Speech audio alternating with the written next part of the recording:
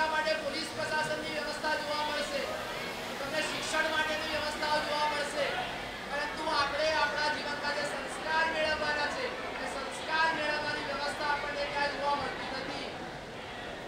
એ સંસ્કાર માટેની વ્યવસ્થાના નિર્માણ માટે આનંદ પરિવારની સ્થાપના થઈ છે. અને મારે સૌથી પહેલી એક ઘોષણા કરવી છે, સાંભળજો. અમારા દિલનો અવાજ છે, અમારા દિલનો અંતર્નાદ છે. હું જૈન સાધુ છું, મને એનું ગૌરવ છે, હું જૈન સાધુ છું, પરંતુ આજે મારે સૌને કહેવું છે, હું માત્ર જૈનોનો સાધુ નથી, સમગ્ર આર્ય પ્રજાનો સાધુ છું. હું બનાસકાંઠા આવ્યો છું, હું સુરત, મુંબઈ, અમદાવાદ જેવા શહેરો છોડીને આવ્યો છું અને આપની સમક્ષ આવ્યો છું, આપની વચ્ચે આવ્યો છું. અને આજ પહેલા પણ આ પ્રતિજ્ઞા લઈ ચૂક્યો છું. આજે ફરી પાછી એ પ્રતિજ્ઞા આપની સમક્ષ દોહરાવું છું. હું બનાસથી જન્મેલો છું અને બનાસનો રહેવાનો છું. આખી જિંદગી આપ સૌની વચ્ચે રહેવાનો. અમારે કરોડોપતિ મોટા મોટા ભક્તોની જરૂર નથી, અમારે મોટા મોટા મહાલયો બંધાવવા નથી, પરંતુ બસ એક અંતર્નાદ છે. અમારા દીકરા દીકરીઓ, બનાસકાંઠાના બાળકો, જે બનાસકાંઠાને દુનિયામાં બદમાશકાંઠા કહેવાય છે, એ બનાસકાંઠાને સંસ્કાર કાંઠા બનાવવાનું અભિયાન ઉપાડ્યું છે. આપણે સૌ દીકરા દીકરીઓને અહીંયા ઉપસ્થિત વ્યક્તિઓ એક સાથે બોલશું, ચાલો બનાસકાંઠાને, ચાલો બનાસકાંઠાને, બનાસકાંઠાને. આપણા આત્માનો નાદ છે અને આ નાદ એમને બોલવાથી સિદ્ધ નથી થઈ શકતો. આના માટે જીવન સમર્પણ માંગતું હોય છે. જીવનની જેટલી ખોટી આદતો, જીવનની ખોટી જેટલી પણ ટેવો, જીવનમાં જેટલો પણ કઈ ખરાબ સ્વભાવ, એ બધાનું બલિદાન માંગે છે. અને પરિશ્રમ અમારા વાલા 15,000 દીકરા દીકરીઓએ કરી બતાવ્યો છે. ભવ્ય માનવ કાંડના માધ્યમથી 2500 વખત એમણે નિયમોના પાલન કર્યા છે. અને એક વખત તમે સૌએ જે નિયમોનું પાલન કર્યું છે એ બદલ હું તમને સૌને દીકરાઓ દીકરીઓ અને મંચસ્થ મહાનુભાવો, અને આપ સૌને કહેવું છે, આ અભિયાનને જો આગળ લઈ જવું હશે, આ અભિયાનને જો આગળ વધારવું હશે, તો મેં તો મારા જીવનમાં પ્રતિજ્ઞા કરી છે, આપણે સૌએ પણ આજે આ પ્રતિજ્ઞા કરવાની છે. દેશમાં સ્પોર્ટ્સ માટેની યુનિવર્સિટી છે, દેશમાં વિજ્ઞાન માટેની યુનિવર્સિટી છે, દેશમાં ટેકનોલોજી માટેની યુનિવર્સિટી છે, દેશમાં મેનેજમેન્ટ માટેની યુનિવર્સિટી છે, દેશમાં મિલિટરી માટેની યુનિવર્સિટી છે. પરંતુ મારે આપ સૌને પૂછવું છે, આખા દેશમાં એક પણ સંસ્કાર યુનિવર્સિટી ખરી? આખા દેશમાં એક પણ સંસ્કાર યુનિવર્સિટી ખરી? હાજીભાઈ, બાજુસી, આપ બનાસકાંઠાની ધરતીના છો અને મારે કહેવું છે, આખા ભારત વર્ષની સૌથી પહેલી સંસ્કાર યુનિવર્સિટી આપણે આપણી બનાસની ધરતી ઉપર ઊભી કરી છે.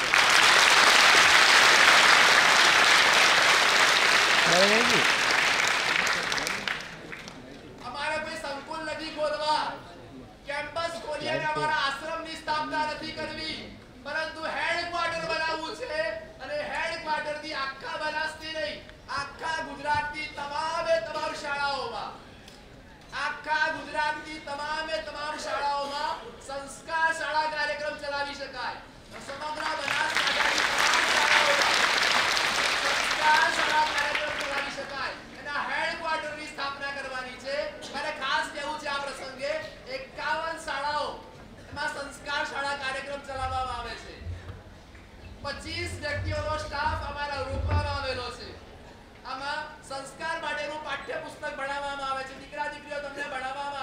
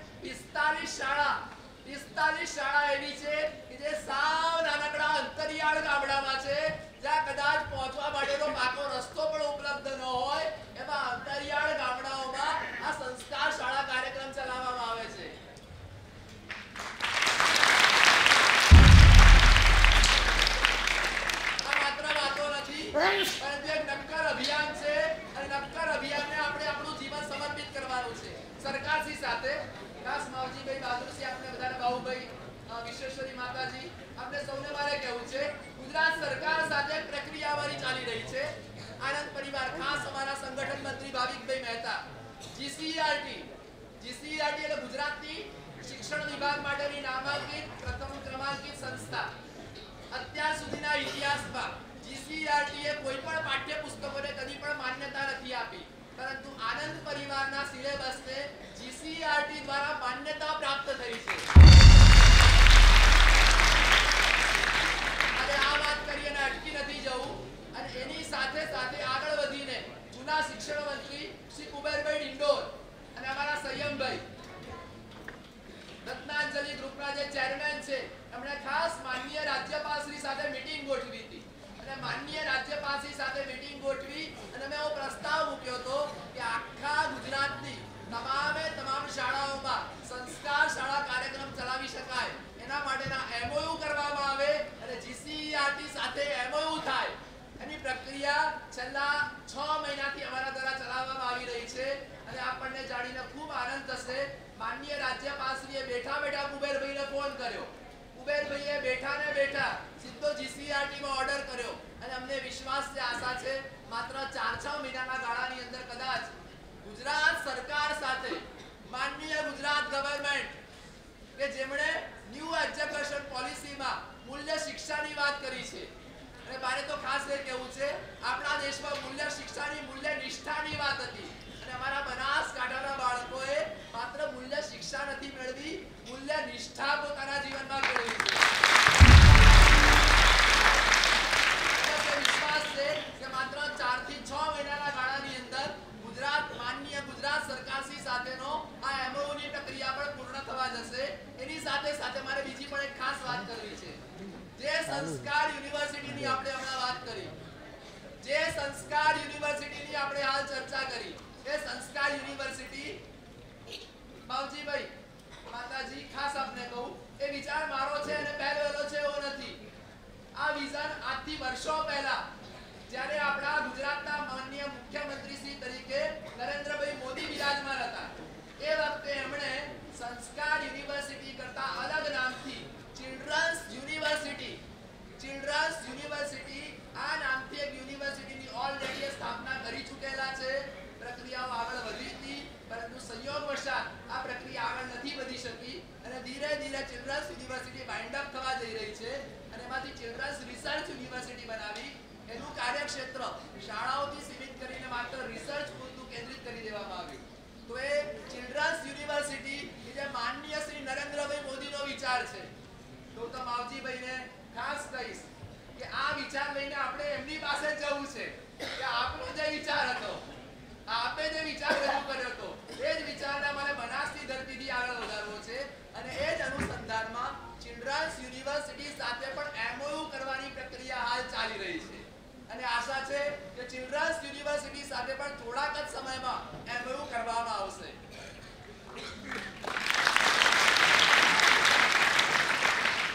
મારે 2 વાત છેલ્લે કરવી છે. એ 2 વાત કરી અને આ મારા પ્રવચનની પૂર્ણાહુતિ કરું છું. સૌથી પહેલા નંબરની વાત, દીપક બનીને જલી જવા અને પ્રકાશ આપવા તો અમે તૈયાર છીએ.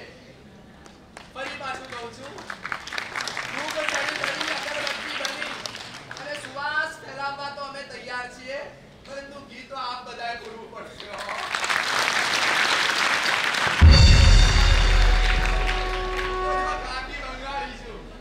મારી પાસે કશું નથી, બરાબર ને સંયમભાઈ?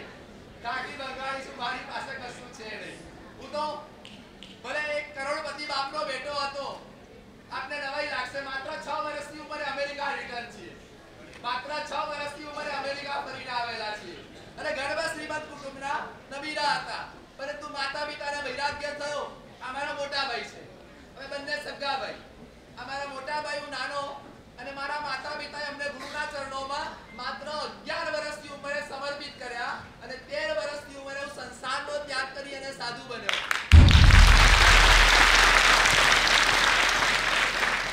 મારે કહેવું છે કે મારી પાસે કશું નથી, મારી પાસે વિચાર છે, તેજોમય વિચાર છે અને તેજોમય વિચારધારા છે. બનાસકાંઠા જ્યારે આવ્યો તો ત્યારે એક નાનકડી શાળાથી શરૂઆત કરી હતી. અને ઘણાને કદાચ ખ્યાલ નહીં હોય, હું પોતે બનાસકાંઠાનો છું. ઉમરી મારું વતન છે. શિહોરી પાસેનું ઉમરી એ મારું પોતાનું વતન છે. અને ઉમરીના ઘણા બધા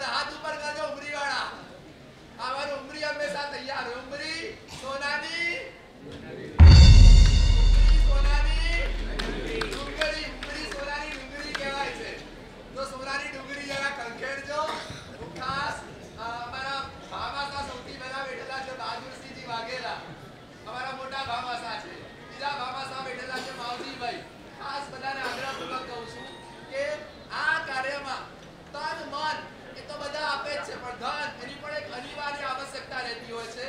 તો ઉદારતાપૂર્વક આપ આપની જે પણ કઈ લક્ષ્મી એ આમાં સમર્પિત કરી શકતા હો તો અવશ્ય આપ કરજો. એક વાત. અને બીજા નંબરની વાત, માનનીય કલેક્ટર શ્રી આજે ઉપસ્થિત નથી રહી શક્યા, પરંતુ સંસ્કાર યુનિવર્સિટી એ 100 એકરમાં બનાવવામાં આવનાર છે. જમીન પણ જોવામાં આવી છે. માનનીય સરકારશ્રી પાસે એ જમીનની ડિમાન્ડ પણ થોડાક જ સમયમાં કરવામાં આવશે. તો જમીનની જે માંગણી કરવામાં આવે તો આપ શ્રી સરકારના પ્રતિનિધિ તરીકે ખાસ ત્યાં આગળ ભલામણ કરજો કે જે સરકારી સરકાર જમીન એ આ સરકારી જ કામ છે. કારણ કે બાળકોને શાળામાં સંસ્કાર આપવા મારું કામ કે બીજાનું કામ નથી, સરકારશ્રીનું કામ છે. તો એ જમીનની માંગણી પણ સરકારની સમક્ષ આપણે રજૂ કરવા જઈ રહ્યા છીએ. તેમાં પણ આપ સૌ કોઈ જે લોકો માનનીય બિરાદરને ઉપસ્થિત છે એ બધા આ કાર્યમાં પણ ખરેખર સારામાં સારો સાથ સહકાર આપજો. મારી વાત અહીંયા પૂર્ણ કરું છું.